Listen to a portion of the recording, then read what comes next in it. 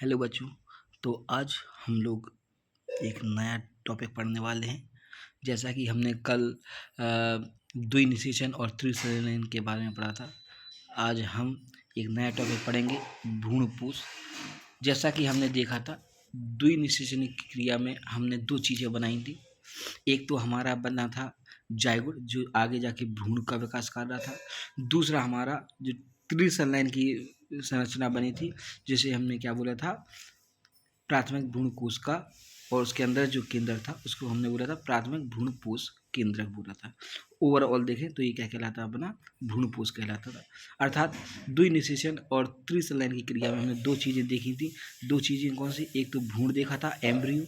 दूसरा हमने भ्रूणपोष देखा था। क्या देखा था? भ्रूणपोष। अब आज हम एक नया टॉपिक पढ़ेंगे, भ्रूणपोष या एंडोस्पर्म। ये इसके प्रकार देखें तो ये तीन प्रकार का होता है। कितने प्रकार का? तीन प्रकार का होता है। पहला केंद्रकीय भ्रूणपोष, जिसे हम इंग्लिश में न्यूक्लियर एंडोस्पर्म कहते हैं। दूसरा होता है कोशिकीय भ्रूणपोष, जिसे हम इंग्लिश में सेल्यूलर एंडोस्पर्म कहते हैं। तीसरा होता है हमारा माध्यमिक भ्रूणपोष, जिसे हम हेलोबियल एंडोस्पर्म कहते हैं। हमारे बोर्ड एग्जाम में सबसे ज़्यादा पूछे जाने वाला क्वेश्चन हेलोबियल से होता है या माध्यमिक भ्रूणपोष से होता है। अब ये जो भ्रूणपोष हैं, ये तीन अलग अलग प्रकार के जो भ्रूणकोष हैं, ये बनते कैसे हैं तो वो देखें। तो सबसे पहला है हमारा केंद्रकीय भ्रूणपोष, जिसे हम न्यूक्लियर एंडोस्पर्म कहते हैं। नाम में इसका क्या है, के दो वर्ड है, केंद्रकीय और भ्रूणपोष। मतलब ऐसा भ्रूणपोष जो केंद्रक से बनता होगा। आइए देखें, ये हमारा डायग्राम है।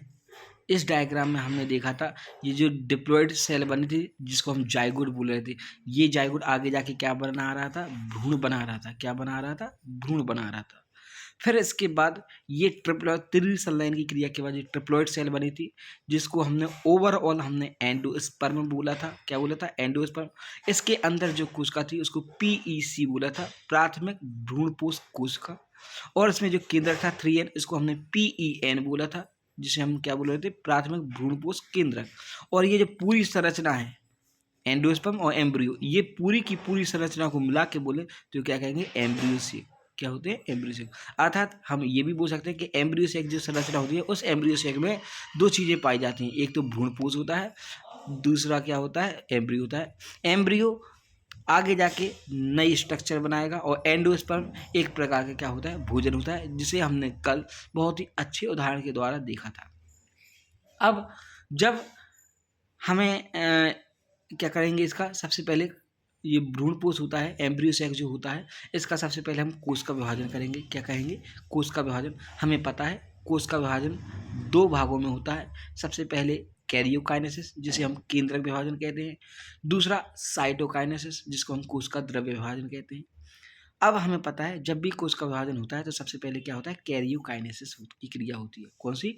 कैरियोकाइनेसिस की क्रिया। अब इस कैरियोकाइनेसिस की क्रिया में हमें पता है कोश का विभाजन का वह भाग जिसमें केवल केंद्रक का विभाजन होता है, उसे हम केंद्रक विभाजन या कैरियोकाइनेसिस कहते हैं। अब ये जो भ्रूणकोश है, इस भ्रूणकोश में सबसे पहले कैरियोकाइनेसिस होगा। हमें पता है कैरियोकाइनेसिस होगा तो यहाँ पे एक केंद्रक से कितने? दो केंद्रक बन जाएंगे। अब इसके बाद साइटोकाइनेसिस होना चाहिए था, लेकिन यहाँ पे साइटोकाइनेसिस की क्रिया नहीं होती है। यहाँ पे फिर से क्या होगा? कैरियोकाइनेसिस अर्थात केंद्रक विभाजन होगा। तो जब केंद्रक विभाजन होगा तो इन दो केंद्रकों से फिर से चार केंद्रक बन जाएंगे। ऐसे ही लगातार बराबर कैरियोकाइनेसिस होता रहेगा, कंटिन्यू होता रहेगा कैरियोकाइनेसिस या केंद्र विभाजन लगातार होता रहेगा, जिससे बहुत सारे केंद्रक बन जाएंगे। क्या बन जाएंगे? बहुत सारे केंद्रक। अब यहाँ पे एक केंद्रक से बहुत सारे केंद्रक बन गए हैं, ठीक है, और एंडोस्पर्म के अंदर बने हैं। इसी वजह से इसको हम क्या कहते हैं? केंद्रकीय एंडोस्पर्म या न्यूक्लियर एंडोस्पर्म कहते हैं। अब इसका उदाहरण सबसे अच्छा है, हम रोज अल्टरनेट डे में या हफ्ते में एक बार या रोज इसका यूज करते हैं। जो नारियल का पानी होता है वो इसका सबसे अच्छा एग्जाम्पल है। अर्थात नारियल के पानी में जो अंदर जो नारियल का जो पानी होता है वो क्या होता है? केंद्रकीय एंडोस्पर्म या न्यूक्लियर एंडोस्पर्म कहलाता है। अब दूसरा पार्ट हमारा बनता है कौन सा? दूसरा पार्ट बनता है हमारा कोशिकीय एंडोस्पर्म। इसमें भी दो शब्द, कोशिकीय और एंडोस्पर्म, या कोशिकीय और भ्रूणपोष। यहाँ पे कोशिकीय मतलब ऐसा भ्रूणपोष जो कोशिका से बनता होगा। अब कोशिका से बनता होगा मतलब यहाँ पे पूरी नई कोशिका बनती होगी, और नई कोशिका बनती होगी मतलब यहाँ पे पहले कैरियोकाइनेसिस होगा, उसके बाद साइटोकाइनेसिस भी होगा। तो आइए देखें सेल्यूलर एंडोस्पर्म की संरचना देखें। तो फिर से ये हमारी पूरी संरचना क्या होती है, भ्रूणपोष होती है, जिसको हम एम्ब्रियो सैक कहते हैं। इस एम्ब्रियो सैक के अंदर एक कोशिका होती है जिसको हम पीईसी या प्राथमिक भ्रूणपोष कोशिका कहते हैं, और उसके अंदर ट्रिप्लॉइड 3N या त्रिगुणित केंद्रक होता है जिसको PEN या प्राइमरी एंडोस्पर्मिक न्यूक्लियस या प्राथमिक भ्रूणपोष केंद्रक कहते हैं, और उसके अंदर क्या होता है हमारा डिप्लॉइड या द्विगुणित जाइगोट होता है। अब यहाँ पे सबसे पहले क्या होगा, केंद्रक विभाजन होगा, कैरियोकाइनेसिस किया जाएगा। जब कैरियोकाइनेसिस किया जाएगा तो एक केंद्रक से दो केंद्रक बन जाएंगे, और उसके बाद फिर साइटोकाइनेसिस की प्रोसेस होगी। साइटोकाइनेसिस की प्रोसेस में यहाँ पे एक कोशिका से दो कोशिका बन जाएंगी, एक कोशिका ये बन जाएगी और एक कोशिका ये बन जाएंगी। ध्यान देना बच्चों, यहाँ पे जैसे ही कैरियोकाइनेसिस होगा तो एक कोशिका से दो कोशिका बन जाएंगी। ये पूरी एक कोशिका थी, ये दो भागों में डिवाइड हो जाएगी, एक ये कोशिका बन जाएगी, एक ये कोशिका बन जाएगी। अब आगे देखें, फिर से इसमें कंटिन्यू साइटोकाइनेसिस होता रहेगा, अर्थात यहाँ पे एक से दो कोशिका बन जाएंगी, दो से चार, चार से आठ, आठ से 16, 16 से 32, इस तरीके से बहुत सारी कोशिकाएं बन जाएंगी। तो यहाँ पे पहले कैरियोकाइनेसिस हुआ, फिर साइटोकाइनेसिस हुआ। ओवरऑल यहाँ पे जो डिवीजन हुआ है उस डिवीजन के द्वारा बहुत सारी कोशिकाएं बन गई हैं, और ये कोशिका किसके अंदर बनी है, भ्रूणपोष के अंदर बनी है। इसलिए इसको हम क्या कहेंगे, इसको सीधा सीधा बोलेंगे सेल्यूलर एंडोस्पर्म या कोशिकीय भ्रूणपोष। अर्थात कोशिकीय भ्रूणपोष एक ऐसा भ्रूणपोष होता है जिसमें कोशिका का विभाजन होता है, और भ्रूणपोष के अंदर बहुत सारी कोशिकाएं बन जाती हैं, जिसे हम क्या कहते हैं, कोशिकीय भ्रूणपोष।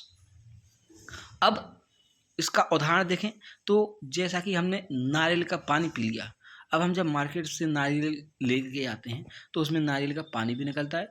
नारियल के पानी के बाद उसमें एक पार्ट और निकलता है वाइट कलर का, जिसे हम क्या कहते हैं, गरी बोलते हैं, नारियल की गरी। तो जो नारियल की गरी है वो हमारा कौन सा भ्रूणपोष होता है, वो हमारा सेल्यूलर भ्रूणपोष होता है। अर्थात नारियल का पानी हमारा न्यूक्लियर एंडोस्पर्म केंद्र की भ्रूणपोष है, और नारियल की जो गरी है वो हमारा क्या है, सेल्यूलर एंडोस्पर्म या कोशिकीय भ्रूणपोष कहलाएगा। अब यहाँ पे तीसरा पार्ट हमारा स्टार्ट होता है, जिसे हम हेलोबियल एंडोस्पर्म कहते हैं या माध्यमिक भ्रूणपोष कहते हैं। अब यहाँ पे एक वर्ड आ गया माध्यमिक।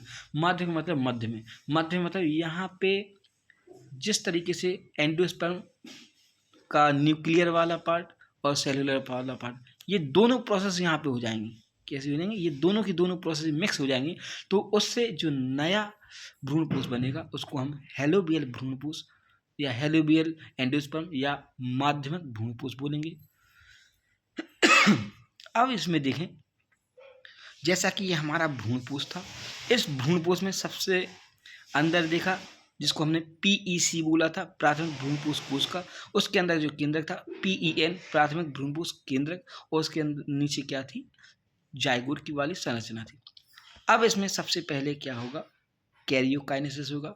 जब कैरियोकाइनेसिस होगा तो यहाँ पे दो न्यूक्लियस बन जाएंगे, एक तो न्यूक्लियस ये हो गया, दूसरा न्यूक्लियस यहाँ पे ये हो गया, ठीक है। अब यहाँ पे जब दो भाग हुए तो इन दो वाले भाग में से एक भाग में कोई भी नहीं, कुछ भी नहीं होगा, ना तो कैरियोकाइनेसिस होगा ना ही साइटोकाइनेसिस होगा, लेकिन इसका जो दूसरा वाला भाग है वहाँ पे लगातार कैरियोकाइनेसिस होता रहेगा। क्या होता रहेगा, कैरियोकाइनेसिस होता रहेगा। ध्यान देना बच्चों, इसमें जो भ्रूणपोष होता है उसमें सबसे पहले कैरियोकाइनेसिस होगा। कैरियोकाइनेसिस होगा तो एक केंद्रक से दो केंद्रक बन जाएंगे, एक तो ये केंद्रक बन गया, दूसरा ये केंद्रक बन गया। अब इसके बाद आगे जो प्रोसेस होगी उसमें एक पार्ट में कोई भी क्रिया नहीं होगी, लेकिन इसका जो दूसरा केंद्रक था उसमें लगातार केंद्रक विभाजन फिर से होता रहेगा, और यहाँ पे दो पार्ट बन जाएंगे। कितने पार्ट बन जाएंगे, दो पार्ट बन जाएंगे। देखें, एक पार्ट में केवल एक केंद्रक है, दूसरे पार्ट में बहुत सारे केंद्रक हैं। क्या है, बहुत सारे केंद्रक हैं। इस क्रिया के दौरान जो भ्रूणपोष बनता है उसी को हम क्या बोलते हैं, माध्यमिक भ्रूणपोष या हेलोवियल एंडोस्पर्म कहते हैं। यहाँ पे एक चीज ध्यान देनी है बच्चों, यहाँ पे भ्रूणकोष में सबसे पहले कैरियोकाइनेसिस हुआ और 2 केंद्रक बने थे। कितने बने थे? 2।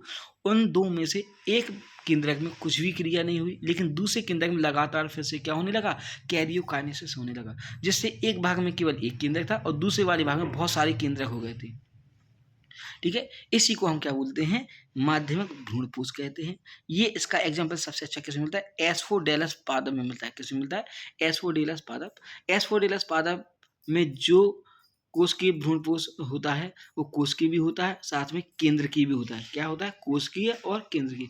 अर्थात इस एस्फोडेलस प्लांट में हेलोवियल एंडोस्पर्म प्रेजेंट होता है। आशा करता हूँ बच्चों ये एक छोटा सा वीडियो आपको समझ में आया होगा। यहाँ पे हमने भ्रूणपोष के तीनों प्रकार देखे, तीनों प्रकारों में हमने देख लिया। यहाँ पे क्वेश्चन हमारा बन सकता है कि जो नारियल का पानी है वो किस प्रकार का भ्रूणपोष होता है, या नारियल के अंदर जो गरी निकलती है वो किस प्रकार का भ्रूणपोष होता है।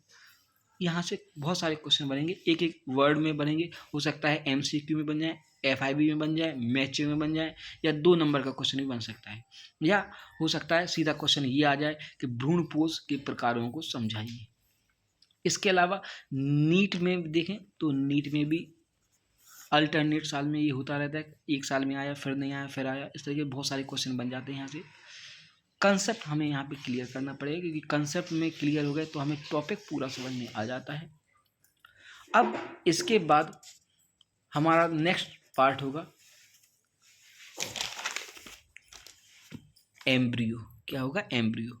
अब एम्ब्रियो क्या कहलाता है, भ्रूण। क्या कहलाता है, भ्रूण। ये बना कैसे, तो हमें पता है जब नर युग्मक और मादा युग्मक आपस में मिले। कौन सा, जब नर युग्मक और मादा युग्मक आपस में मिले तो इनके मिलने की क्रिया को हमने निषेचन बोला था, और निषेचन के होने के बाद जो नई कोशिका बनी उसको हमने जाइगोट या युग्मनज बोला था, जो कैसी थी, डिप्लॉइड थी या द्विगुण थी। अब जो जाइगोट है, जाइगोट में लगातार विभाजन होता रहेगा और अलग अलग अवस्थाएं बनती रहेंगी, और अलग अलग अवस्थाएं बनने के बाद यहाँ पे एक नई संरचना बनेगी जिसे हम क्या कहेंगे, भ्रूण कहेंगे। क्या कहेंगे, भ्रूण।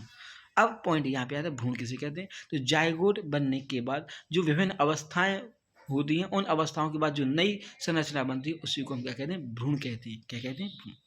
तो यहाँ पे हमें इस पार्ट में हमें एम्ब्रियो या भ्रूण की संरचना पढ़नी है, साथ में हमें एम्ब्रियो का डेवलपमेंट भी पढ़ना है, मतलब हमें इसका निर्माण पढ़ना है और विकास पढ़ना है। मतलब यहाँ पे हमें भ्रूणोद्भव या एम्ब्रियोजेनेसिस के बारे में पढ़ना है। क्या पढ़ना है, भ्रूणोद्भव या एम्ब्रियोजेनेसिस के बारे में पढ़ना है। तो ये टॉपिक हम नेक्स्ट लेक्चर में पढ़ेंगे, क्योंकि ये टॉपिक थोड़ा सा लेंथी है, तो इसलिए इसे हम नेक्स्ट लेक्चर में पढ़ेंगे। अब अगर ये वीडियो आपको अगर अच्छा लगा है, समझ में आया है, तो प्लीज़ इसको ज़्यादा से ज़्यादा लाइक करें, सब्सक्राइब करें, व्यूज़ बढ़ाएं और शेयर करें, जिससे दूसरे बच्चों तक ये वीडियो पहुंच पाए। आशा करता हूँ ये वीडियो आपको बहुत समझ में आया होगा। थैंक यू बच्चों।